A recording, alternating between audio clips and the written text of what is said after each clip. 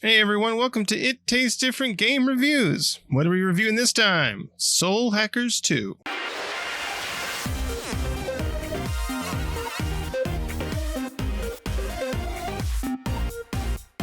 Soul Hackers 2 was developed by Atlus and published by Sega worldwide. It was published by Atlus in Japan, but everywhere else Sega. Came out on August 26th of 2022. On PlayStation 4 and 5, Windows, Xbox One, and Xbox Series X and S. It is a single-player role-playing JRPG that consists within the Shin Megami Devil Summoners genre, that kind of Shin Megami Tensei kind of world. So if you're thinking of Shin Megami Tensei, which we did review not too long ago, or Persona 5, those are all kind of the same worlds in a sense. And both by Atlus, so you kind of get the gist of what you're getting into with this one. This follows the Soul Hackers. The original Soul Hackers came out in 1997. So this is basically the second. This is not the second in the Shin Megami Tensei type of games, right? But as far as Soul Hackers go, this is the second Soul Hackers game, hence Soul Hackers 2. The first one, like I said, came out in 1997. So it's been quite the gap between the first one and this one. So this one takes a little bit of a different take on the whole, demons and the combat system's different than if you think of Persona or if you think of Shin Megami Tensei. So it's a different type of combat system. It's still using the same demons that we all know and love from the Shin Megami and the Persona series. So you see a lot of similar ones that you're like, I know that demon, if you played any of those. We're going to go around and see what everybody thought of this game. Patrick, what did you think of Soul Hackers 2? Well, I did not play the original Soul Hackers, nor did I play. I guess I don't really know what all's in the Devil Summoners group, which is what this is from. But I did play Shin Megami Tensei, and I've played. Persona 5 is probably one of my favorite games. It's up there in the series. I only played the last Shin Megami Tensei. That was my first iteration of that as well. So I was still kind of learning what I'm getting myself into, right? Like I love Persona 5 and I'm like, okay, cool. That's a good game, and this is supposed to be more of it. I struggled a lot with Shin Megami Tensei, the one that we played.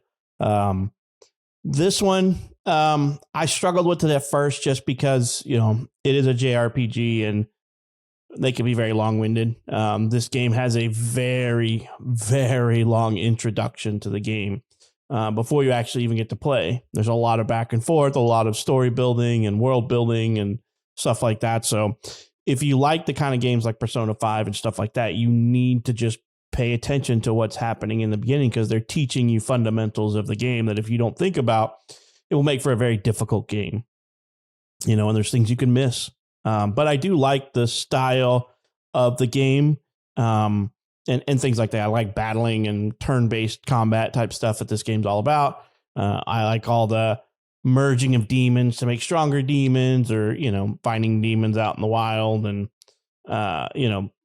bringing them onto your group of demons and and all that stuff. So it's got all the components there. This game is just very long-winded for me. So I struggle a little bit with that to where I get to points, examples I'll make is that after every main mission, not side quests and stuff, but main mission, you all meet back at your safe house. And there's about depending on what happened in the main mission, there's 10, 15, 20 minutes worth of back and the forth that's going on. And I hate fast forwarding through stuff like that because I'm afraid I'm going to miss something important. So it makes for a really long turn and burn. But overall, it's the same concept, as you will, if you will, as Shin Megami, except for you're not directly controlling demons. You're summoning demons, and they fight for you. They're using their abilities, I should say. And then if you get critical hits or weakness hits, then you get to do a nice cool ability at the end of when everybody's turn is. But, we'll kind of go into more gameplay after everybody gets their initial reviews. But to me, it's more of that same stuff. You just got to get through the beginning world building and scene building and getting anybody familiar with what's going on in the world. And that can take a long time. I swear it's over 2 hours. I don't think Nick agrees with me, but I think when I look back at my playtime, I'm like, is this really 2 hours in and I still have yet to play? But you just got to give it time. You got to get through that to get to all the fun stuff. Shane, what are your initial thoughts on this one, man? I never played Soul Hackers, the original, so that was probably one hindrance because in the initial opening scene, none of it made sense to me. Like, what in the hell is this? What are they talking about? And I had a problem just like Pat. It was 2 hours before you got to fight, and I'm a child, so I don't have that kind of patience. So I did end up skipping a lot of audio dialogue stuff because it was just taking too god dang long. I want to fight. Once the combat starts, that's when I was starting to enjoy it a bit, but I really didn't get pulled in till probably 2 hours, 3 hours into the game. Then the combat kind of expanded out, and the summoning and all that stuff was more prominent, and I just felt like it was better there. It just took forever to get me to there. The dialogue I should not have skipped as much as I did because, they would ask you your opinion on something or for you to say a certain thing out of these options that you get. And I'm like, well, shit, what did I miss? I mean, I'm afraid to say the wrong thing. Luckily, those options were, kind of poignant, like, be a jerk or be cool about it or, just kind of kiss everybody's butt, so it wasn't terrible, but it did suck. So I don't recommend skipping dialogue. The story is not bad if you don't skip it, but it's really hard to get into for me, just because I can't handle 2 hours of talking. The dialogue between the fight scenes, between you going out in battles is just too much. I mean, it's okay for that, once in a while, but it was just continuous and constant. It was really hard to not want to just fall asleep or pull out your phone while they're talking, and just try to listen to, to it in the background. But the combat got better, and I really enjoyed the combat. I can't remember the area, Pat, me and you were talking about. That's where I thought it really progressed and it started picking up. You start learning more about the combat system and all that. Building stacks with those demons that you pick up and use. And I'll let Nick probably talk about the combat system better than me. But that started really getting cool. I wished, besides the dialogue needing to condense down a bit, like a lot of it, I wish the characters for me were a little more, the main characters were a little more memorable. That was kind of on the characters because you had some pretty trope RPG anime characters, JRPG characters. I didn't really enjoy too many of them, but that was me. That's a personal thing. So, but overall, I was enjoying the game. After a while, I was enjoying the game. I put most of my time in one day once I got through those first 2.5, 3 hours of stuff. And you get to that next area, you go to the shops, you go talk to people, pick up side missions, blah, blah, blah. You get to the next area, and then it started flowing better for me. So, but I don't know. I don't know if I would ever pick this series up again personally, because there's a lot to it. And I like JRPGs, but more old school classic style. So, but Nick is the biggest JRPG fan. So let's see what he thinks, and he could get a little more in depth on the combat system. Yeah, I love this game. I thought it was it does have a lot of RP, a lot of story elements into it, but I thought it was a great JRPG. I never played any of the Devil Summoner games either. This looks like the fifth one in the Devil Summoners entry. So the second Soul Hackers, right? Soul Hackers game, but the fifth in the series. and I've never played any of the other ones. It looks like it started with Shin Megami Tensei Devil Summoner back in '95 on the Saturn. So, yeah, this game it was a really it's different than Persona, and it's different than Shin Megami, like Patrick was saying. Whereas you're using the demon's ability, so you assign a demon to your character. You can only have one demon in your party, so of any kind. You can't have the same kind of demon twice in your party, basically. Even if they're not assigned to your character, you can't have them in your group of demons. But you basically assign those demons to your party members, and then they can use the abilities, be it magic abilities or status effect abilities, abilities that nullify attacks or maybe absorb attacks, and various things like that. So you have those that you collect out in the wild. How you collect those is unlike other Shin Megami games that we think of, where you can talk to the demons, right, when you're in combat. In this one, you send your demons out on recon, and your demons on recon in the map can find various things, items, either normal items or rare items, or they can find money, or they can find other demons that want to join. And those other demons will basically, sometimes they just join right up. Some demons will actually ask for something like your hit points, a certain portion of your health, a certain portion of your magic, a whole bunch of money, or items or whatever, to be able to put them in your team. And so, but you get to make the choice, do you want to do that or not, right? Because you might be able to find the demon again later on. That asks for less, right? So yeah, I mean, the combat's a lot of fun. You basically go out there, it's just the turn-based system with you and your characters. So it's almost like your characters have these abilities, but it's the demons that you put on them that grant them that, right? Kind of like a traditional RPG in that sense. But you can mix and match, your group with various demons for different abilities, because you want to do that, because every demon that you're fighting against has different weaknesses, right? And they could be weak to ice magic or fire magic, or maybe just gun abilities or something like that. You can also fuse demons. If you played any Shin Megami game, you should be used to, or any Persona games, about fusing your demons. That's where you take two demons, fuse them together to make stronger demons that take on some of the abilities of the other two demons into that one demon, right? So you can kind of mix and match your abilities into a demon to get kind of get the set you want. You're not always going to get exactly what you want to get, unfortunately. You have to make some sacrifices and go, okay, well, I'll forfeit that for this other ability because maybe I'll get something good. Because they do learn abilities as they level up. They learn so many abilities, but a lot of demons will learn more abilities than you have slots for, because you have slots for their abilities. So then you have to make the choice. Do I want to keep the ability that they just learned, replacing a different one, or do I just want to get rid of that ability because maybe I don't like it?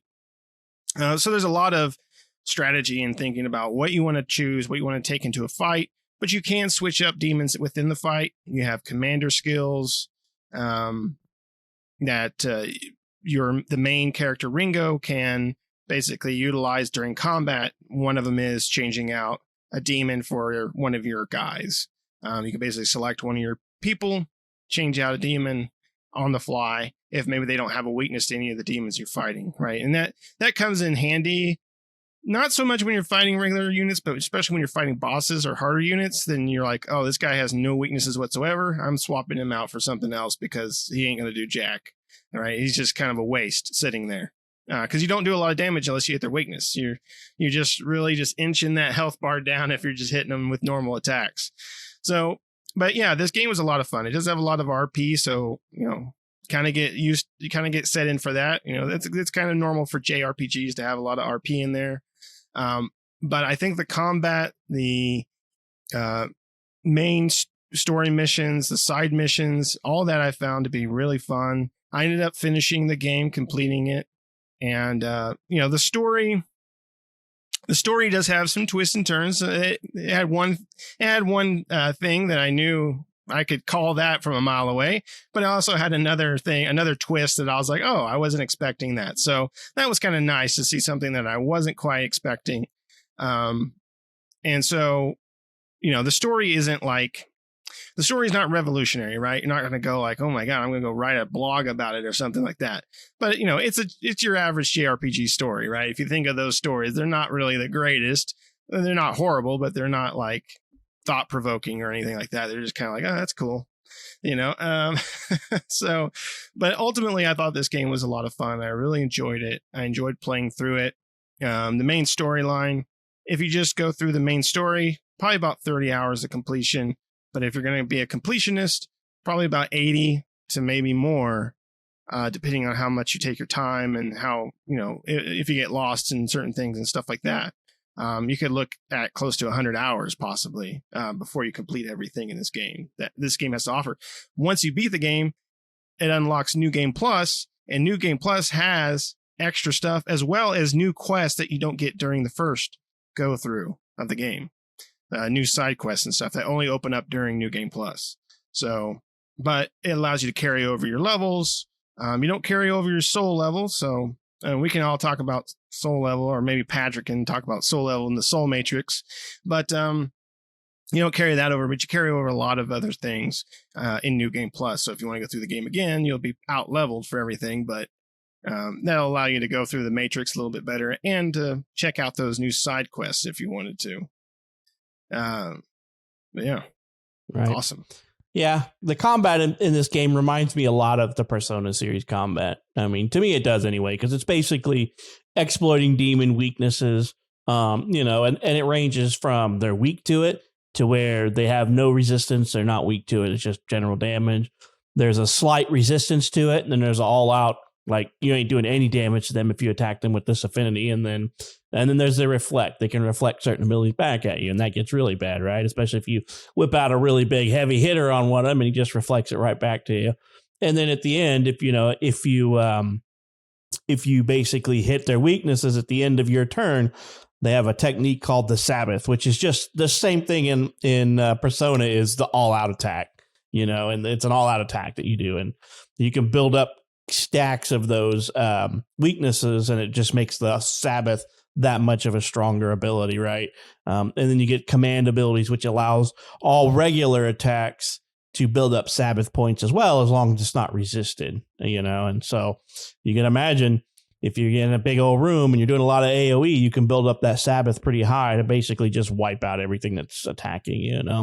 So there's some cool things like that. You can upgrade your what they call it comps, which are your little, the basically where you hold your demons, and you upgrade the attack of everybody's comps. Basically, it's their weapon, if you will, So you're upgrading their weapon to do things like additional specific damage types, to affinity damage types, to resists and things like that. And then you're also, so you have your comps, and then you also have these things called mystiques, which you slot in that give you affinity boosts to damage and things like that, or, even support or healing buffs to your guys. So there's lots of ways to play, not to mention there's a little bit of some gear that you can find that gives you things like stats and defense and stuff like that. And there's costumes.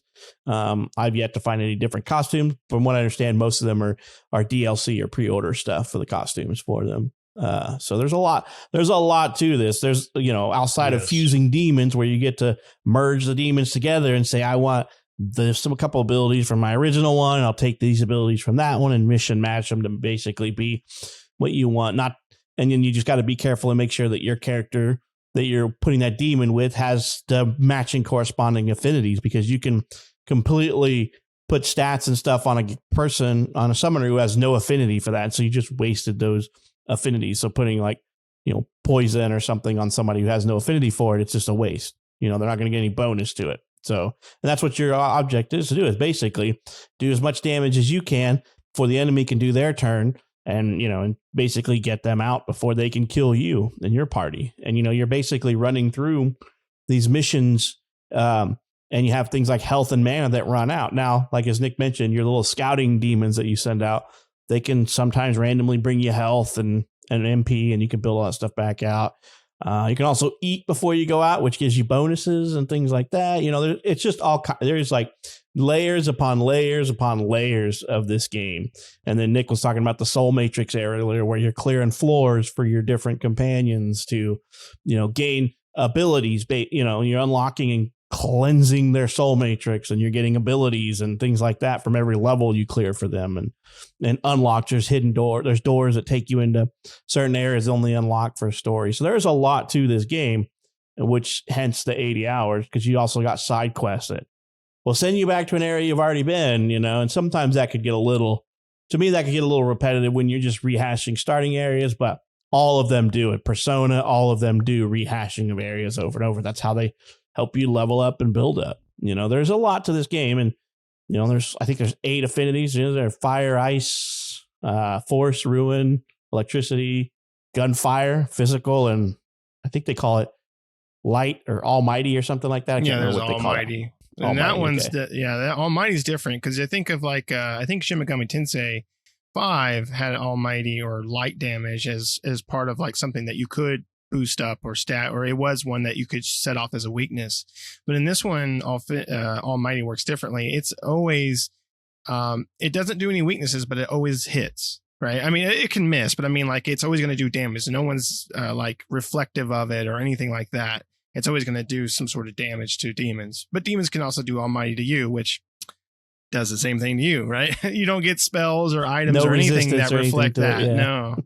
So it's kind of like that all-out element that can hurt everybody.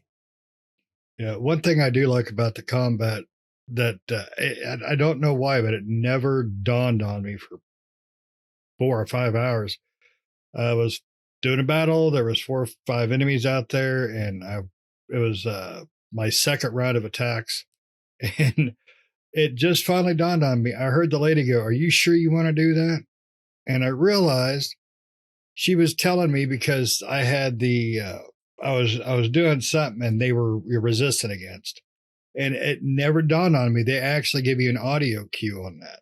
I don't know why. It never rang with me.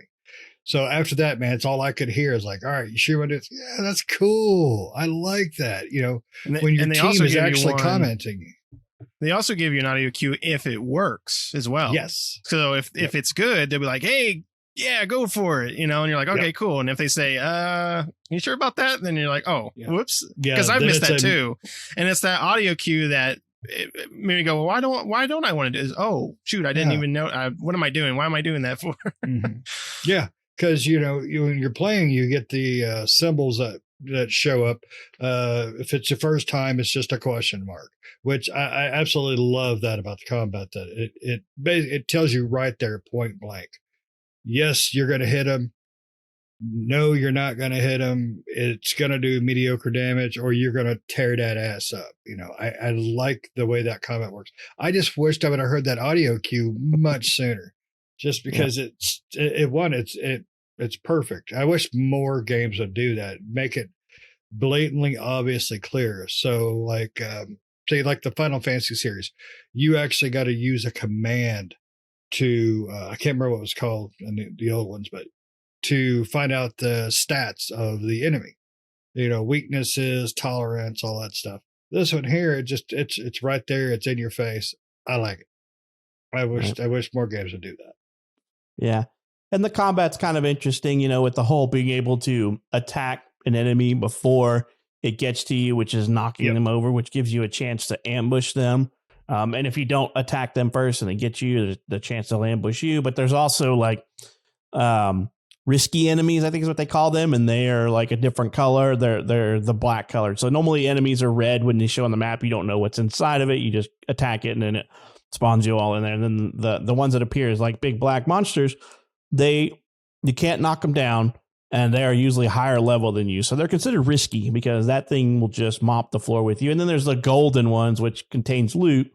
It's usually typically a little bitty creature that's, he may have a lot of resist or a little health, but you have to kill him before he runs away, and they can run away if you don't do enough damage quicker. And they usually drop sellable items that you could sell to make money, because money is used to buy comp upgrades and new equip items and things like that. And then, little mystics you can trade in, old mystics to get mystic powder, I think is what it's called, or something. And you trade in so many mystic powders to get a higher level mystic. And then your demons will give you some too as you upgrade them. They're like, "Hey, I got something for you."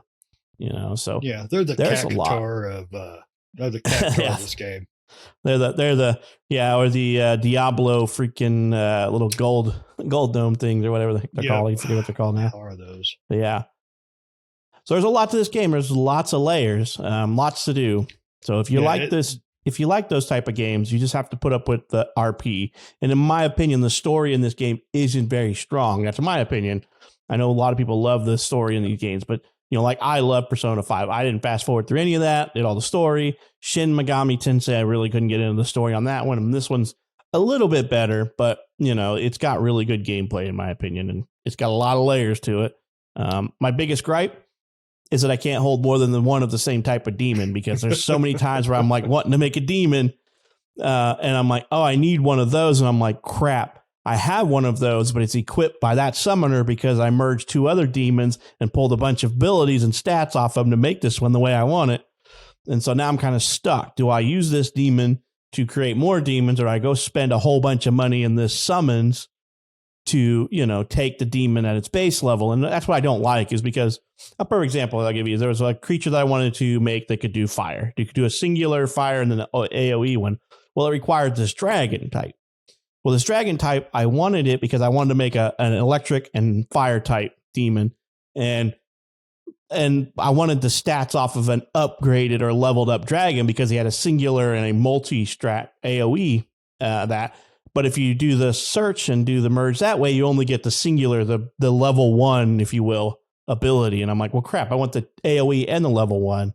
So there's some drawbacks to things like that, but it's just something you have to learn to live with, in my opinion. So overall, it's a good game for me, and it's worth the money because there's a lot of playtime involved.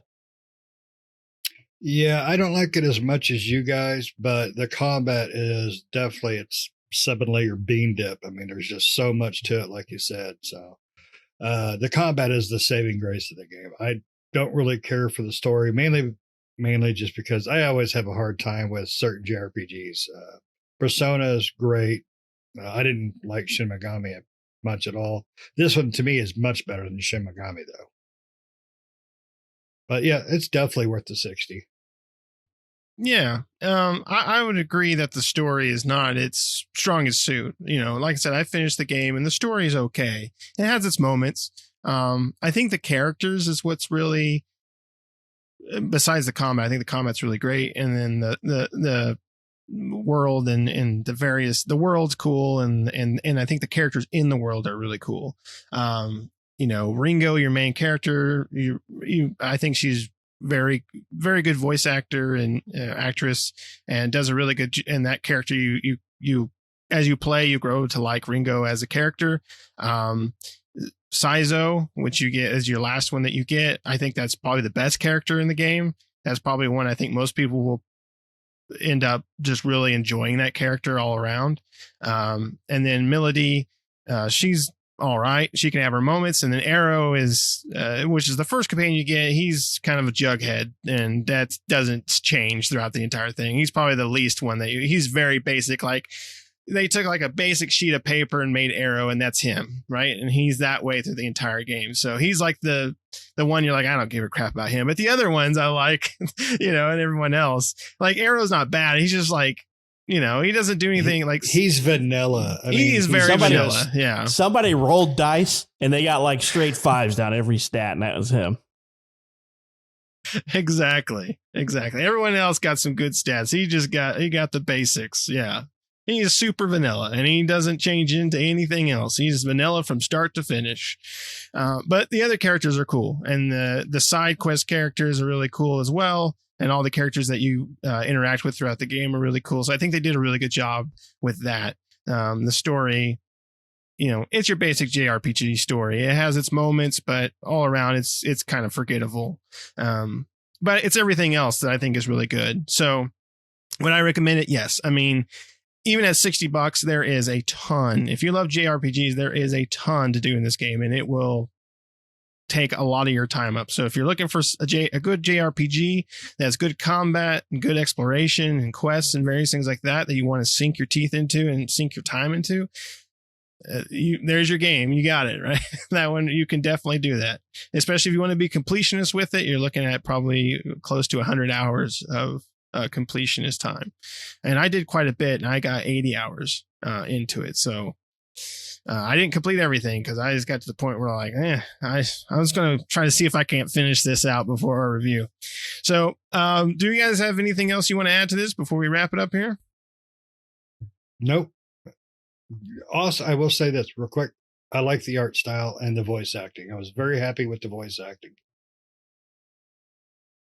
Yeah, I like the art style. I like that kind of neon, kind of cyber, not necessarily cyberpunkish, but that kind of neon, like, I don't know, fusion, Asian fusion type thing going on, or whatever they were doing. I don't know. There's a lot of neon in this game and stuff like that. It just looks really cool.